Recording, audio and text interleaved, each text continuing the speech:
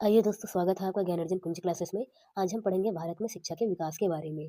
भारत में शिक्षा का विकास एवं संबंधित अधिनियम के बारे में आज हम देखेंगे दोस्तों। प्राचीन काल में भारत अपने समृद्ध ज्ञान के लिए विश्व गुरु के नाम से जाना जाता था। भारतीय मनीषियों ने खगोल शास्त्र, गणित, आयुर्वेद और योग तथा विभिन्न भाषाओं आदि विशेष में कार्य किए, जो अरब के रास्ते यूरोप तक पहुंचे थे। ब्रिटिश शासन की स्थापना के बाद भारत में अंग्रेजों ने शिक्षा के क्षेत्र में अनेक कार्य किए। सर्वप्रथम 1813 ईस्वी के चार्टर एक्ट में शिक्षा के लिए 1 लाख रुपए का प्रावधान किया गया था।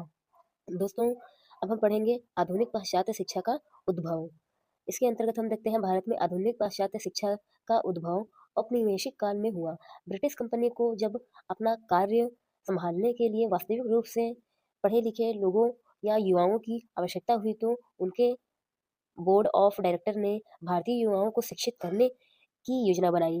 कंपनी के इस कार्य में ईसाई मिशनरियों ने सर्वाधिक मदद की। मिशनरियों ने अपने धर्म के प्रचार प्रसार के साथ साथ कुछ धर्मांतरण को भी बढ़ावा दिया, साथ में अंग्रेजी भाषा को भी बढ़ावा दिया। दोस्तों, अगर आपको ऐसा लग रहा है कि मैं बहुत स्लो बोल रही हूँ, तो प्लीज़ मेरी वीडियो आप 1.5 की स्पीड से देखिएगा। शिक्षा का प्रारंभ वारेन हेस्टिंग के समय में सबसे पहले हुआ। विलियम जेम्स ने कलकत्ता में एशियाटिक सोसाइटी की स्थापना की। हॉकिंस ने भगवद गीता तथा हितोपदेश को अंग्रेजी में क्रमशः 1884 व 1887 में अनुवाद किया। विलियम जोन्स ने 1889 में कालिदास द्वारा रचित अभिज्ञान शाकुंतलम का भी अंग्रेजी भाषा में अनुवाद किया। वैसे तो मनुस्मृति पहला ग्रंथ है जिसका अंग्रेजी में अनुवाद 1776 में किया गया था। इसका नाम एक कोड ऑफ जेडुलोज के नाम से किया गया था। आधुनिक काल में वॉरेन हेस्टिंग ने भारत में शिक्षा के विकास के प्रचार प्रसार के लिए सर्वप्रथम प्रयास करते हुए 1881 ईस्वी में फारसी एवं अरबी पढ़ाने के लिए कलकत्ता मदरसा की स्थापना की। इस क्रम में 1791 में जोनाथन डंकन ने बनारस में संस्कृत कॉलेज की स्थापना की। सन 1800 ईस्वी में लॉर्ड वेलेस्ली ने कंपनी के असैनिक अधिकारियों के प्रशिक्षण के लिए कलकत्ता में सेंट विलियम फोर्ट नामक कॉलेज की स्थापना की, लेकिन कुछ कारणों के कारण यह कॉलेज 1802 में बंद कर दिया गया। इसके स्थान पर 1806 में इंग्लैंड के हेलबरी में एक प्रशिक्षण केंद्र प्रारंभ किया गया। डेविड हेयर तथा राजा राम मोहन राय जी के नेतृत्व में 1817 में कलकत्ता में हिंदू कॉलेज की स्थापना की गई। दोस्तों, ब्रिटिश सरकार ने सर्वप्रथम 1813 ईस्वी के चार्टर्ड एक्ट में साहित्य के पुनरुत्थान के लिए 1 लाख रुपए अनुदान राशि का प्रावधान रखा था, लेकिन इस राशि को व्यय करने के प्रश्न पर विवाद हो जाने के कारण 1823 तक यह राशि रुकी रही और उपलब्ध नहीं कराई गई। दोस्तों, हम देखते हैं सबसे पहले आंग्ल पाश्चात्य भाषा विवाद। आखिर क्या था यह विवाद? लोक शिक्षा के लिए गठित सामान्य समिति ने भारत में शिक्षा के विकास से संबंधित दो दलों का उदय हुआ, जिनमें से एक थे पाश्चात्य शिक्षा के समर्थक, जो भारत में शिक्षा का प्रचार प्रसार पाश्चात्य भाषा में के माध्यम से अर्थात संस्कृत तथा अरबी भाषा के माध्यम से करना चाहते थे। विधि सदस्य मैकाले ने 2 फरवरी 1835 को तत्कालीन governor general Lord William Bentinck को पत्र लिखकर आंग्ल भाषा से शिक्षा का प्रसार प्रचार करने का अनुरोध किया था, जिसे बेंटिक ने 7 फरवरी सन 1835 को स्वीकार करते हुए कंपनी को इस बात पर कार्य करने के लिए कहा। फलतः 1854 से पूर्व मैकाले भारत के शिक्षा के विकास का प्रमुख आधार रही। दोस्तों, 1854 का वुड डिस्पैच देखने वाले हैं हम। सबसे पहले 16 जुलाई 1854 को बोर्ड ऑफ कंट्रोल के प्रधान सदस्य चार्ल्स वुड ने भारत की भावी शिक्षा के लिए एक योजना प्रस्तुत की, जिसे वुड डिस्पैच के नाम से जाना जाता है। इसे भारतीय शिक्षा का मैग्ना कार्टा भी कहा जाता है। इनकी सिफारिशें कुछ इस प्रकार थी दोस्तों, जिनमें पहला था निजी प्रयत्नों को बढ़ावा दिया जाना चाहिए।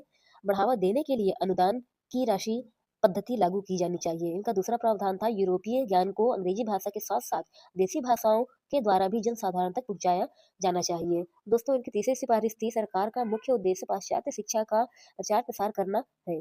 चौथी सिफारिश में कहा ग्रामों में देसी भाषा पाठशाला सहित जिलों में एंग्लो वर्नाकुलर हाई स्कूल एवं कॉलेज खोले जाए। इनका पांचवा सिफारिश था कंपनी द्वारा पांचों प्रांतों में लोक शिक्षा विभाग स्थापित किए जाए। दोस्तों, वुड डिस्पैच की सिफारिशों को तुरंत लागू करते हुए सन ब्रिटिश सरकार ने सन 1855 में लोक शिक्षा विभाग की स्थापना की तथा 1857 में कलकत्ता, मुंबई एवं मद्रास में लंदन विश्वविद्यालय की तर्ज पर विश्वविद्यालय एवं महाविद्यालयों की स्थापना भी की थी। दोस्तों, अब हम पढ़ते हैं हंटर शिक्षा आयोग 1882-83 के बारे में। लॉर्ड रिपन ने 1882 में डब्ल्यू हंटर की अध्यक्षता में एक आयोग का गठन किया, जिसका उद्देश्य 1854 में पाश्चात्य शिक्षा के क्षेत्र में हुई प्रगति का मूल्यांकन करना था। दोस्तों, इस आयोग को प्राथमिक शिक्षा के प्रसार के लिए भी उपाय सुझाने थे। इनकी सिफारिशें कुछ इस प्रकार थी, जिनमें से पहला है प्राथमिक स्तर पर साहित्यिक शिक्षा एवं व्यवहारिक शिक्षा देने के दो अलग अलग खंड हों। दूसरा था स्थानीय भाषा प्राथमिक शिक्षा के प्रसार प्रचार के लिए सरकार को विशेष प्रयास करना चाहिए। और तीसरा था निजी प्रयत्नों को शिक्षा के क्षेत्र में पूर्ण रूपेण बढ़ावा देना चाहिए। चौथा था मुंबई, कलकत्ता एवं मद्रास के अलावा अन्य क्षेत्रों में भी महिला शिक्षा का महिला शिक्षा को बढ़ावा दिया जाना चाहिए। हंटर शिक्षा आयोग की सिफारिशों के अनुसार भारत में माध्यमिक एवं कॉलेज स्तर की शिक्षा का तीव्र विकास हुआ। 1882 में पंजाब एवं 1887 में इलाहाबाद विश्वविद्यालय की स्थापना भी की गई। दोस्तों, अब हम देखते हैं भारतीय विश्वविद्यालय अधिनियम 1904 के बारे में। कर्जन ने ब्रिटिश सरकार के प्रशासन को सुधारने के लिए वर्ष 1901 में शिमला में एक सम्मेलन का आयोजन किया था, जिसमें भारतीय शिक्षा के विकास पर चर्चा भी की गई थी। इस सम्मेलन के फलस्वरूप वर्ष 1902 में सर टॉमस रैले की अध्यक्षता में एक आयोग गठित किया गया था, जिसका कार्य विश्वविद्यालय की शिक्षा की समीक्षा करना था। दोस्तों, इस आयोग की अनुशंसा पर 1904 में भारतीय विश्वविद्यालय अधिनियम पारित किया गया। इसमें निम्न सिफारिशें की गई थी। पहला, विश्वविद्यालयों में 6 वर्षों तक के लिए सदस्यों की नियुक्ति की जानी चाहिए। और दूसरा, जिनकी संख्या कम से कम 50 और अधिकतम 100 होनी चाहिए। दूसरा था भारतीय विश्वविद्यालय अधिनियम 1904 का राष्ट्रवादी तत्वों ने विरोध किया, क्योंकि इनमें निजी कॉलेज पर कठोर प्रतिबंध लगाए गए, अतः यह अधिनियम अपने मूल रूप में लागू ना हो सका। परंतु इस एक्ट का एक अच्छा प्रभाव यह हुआ कि शिक्षा पर 5 लाख रुपए का अनुदान निश्चित किया गया। भारत में एक शिक्षा महानिदेशक की नियुक्ति भी की गई, जिसका नाम H.W. ऑरेंज था। दोस्तों, अब हम देखेंगे इसका तीसरा सिफारिश। कर्जन के समय कृषि विभाग तथा पुरातात्विक विभाग की स्थापना भी की गई। 1905 में कलाइकल परिपत्र भी जारी किया गया, जिसके अनुसार राजनीतिक उद्देश्यों की प्राप्ति हेतु विद्यार्थियों के प्रयोग किए जाने की निंदा भी की गई थी। दोस्तों, अब हम पढ़ेंगे शिक्षा नीति पर सरकारी प्रस्ताव 1913 के बारे में। वर्ष 1906 में सर्वप्रथम बड़ौदा की रियायत में प्राथमिक शिक्षा को अनिवार्य बनाया। इससे प्रेरित होकर गोपाल कृष्ण गोखले जैसे राष्ट्रवादियों ने ब्रिटिश सरकार से नीति लागू करने के लिए दबाव बनाया। ब्रिटिश सरकार ने राष्ट्रवादियों की मांग को पूर्णतः नहीं माना, परंतु उसे निरक्षरता समाप्त करने की नीति का पालन करते हुए प्रत्येक प्रांत में एक विश्वविद्यालय स्थापित किए जाने के तथा प्रांतीय सरकार को आदेश दिया, यह कि वह समाज के निर्धन एवं पिछड़े वर्गों को निःशुल्क शिक्षा प्रदान करने का उपाय करें। दोस्तों, अब हम देखेंगे सैडलर विश्वविद्यालय आयोग 1917 से 1919 के बीच। कलकत्ता विश्वविद्यालय की शिक्षा नीति की समीक्षा करने के लिए 1917 में M.E. सैडलर की अध्यक्षता में सैडलर विश्वविद्यालय आयोग की स्थापना की गई। इस आयोग ने दो प्रमुख भारतीय सदस्य आशुतोष मुखर्जी और जियाउद्दीन अहमद थे। इस आयोग ने कलकत्ता विश्वविद्यालय की नीतियों की आलोचना करते हुए इसे शिक्षा के विकास में असफल बताया था। इस आयोग की सिफारिशें कुछ इस प्रकार थी। पहला था विश्वविद्यालय के नियम कठोर नहीं होने चाहिए तथा स्कूली शिक्षा 12वीं तक की होनी चाहिए। इसके दूसरी सिफारिशें थी उच्चतर माध्यमिक शिक्षा के पश्चात स्नातक की अवधि के लिए 3 वर्ष की शिक्षा होनी अनिवार्य है। इसका तीसरा सिफारिश था महिलाओं के लिए शिक्षा का प्रचार प्रसार भी होना चाहिए। दोस्तों, वर्ष 1916 से 21 के बीच में मैसूर, पटना, अलीगढ़, ढाका, लखनऊ और उस्मानिया विश्वविद्यालय अस्तित्व में आए। 1919 में मोंटेग्यू चेम्सफोर्ड सुधारों के अधीन प्रांतों में शिक्षा विभाग लोक निर्वाचित मंत्री के नियंत्रण में दे दिया गया। शिक्षा के लिए केंद्रीय अनुदान बंद कर दिया गया तथा केंद्रीय सरकार ने शिक्षा में रुचि रखनी भी बंद कर दी। दोस्तों, केंद्रीय सरकार की इस अपेक्षा के कारण शिक्षा के स्तर में काफी गिरावट देखने को मिली। प्रांतीय सरकार वित्तीय अभाव के कारण प्रभावी शिक्षा की व्यवस्था न कर सकी। शिक्षा को प्रांतीय सरकारों के अधीन कर दिया गया। दोस्तों, अब हम देखेंगे हंटर समिति 1929 के बारे में। इस समिति का गठन वर्ष 1929 में भारतीय परिनियम आयोग द्वारा सर फिलिप हंटर हार्टेज के नेतृत्व में किया गया था। इस समिति का उद्देश्य शिक्षा के विकास पर अपना रिपोर्ट प्रस्तुत करना था। इनकी कुछ विशेष सिफारिशें थी जो कि इस प्रकार है। पहला था प्राथमिक शिक्षा के राष्ट्रीय महत्व पर बल दिया जाए। दूसरा था ग्रामीण संस्कृति के छात्रों को मिडिल स्कूल तक की शिक्षा दी जाए। इसके बाद उन्हें औद्योगिक शिक्षा और व्यवहारिक शिक्षा दी जाए। इसका तीसरा सिफारिश था उच्च शिक्षा प्राप्त करने योग्य छात्रों को ही उच्च शिक्षा प्राप्त करने की अनुमति दी जाए। दोस्तों, अब हम देखते हैं वर्धा योजना के बारे में। आखिर क्या था वर्धा योजना और कहां से आया?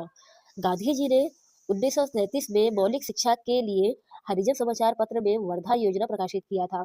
इस योजना का ब्यौरा जाकिर हुसैन ने प्रस्तुत किया था। इसमें अध्यापकों के प्रशिक्षण, परिवीक्षण और परीक्षण के सुझाव दिए गए थे। योजना के तहत विद्यार्थियों को मातृभाषा में 7 वर्ष का अध्ययन करना था। हस्तोत्पाद कार्य प्रणाली अपनाना इस योजना की मुख्य विशेषता थी, लेकिन द्वितीय विश्व युद्ध और मंत्रिमंडलों के त्याग पत्र के कारण यह योजना अमल नहीं हो पाई थी। सन 1947 के बाद भारत सरकार के द्वारा इस योजना को पुनः अपनाया गया। अब हम देखते हैं दोस्तों सर्जेंट योजना जो कि 1944 में आई थी। 1944 में भारत सरकार ने शिक्षा सलाहकार सर जॉन सर्जेंट के सुझाव पर एक राष्ट्रीय शिक्षा आयोग तैयार की थी। इसे सर्जेंट योजना भी कहा जाता है।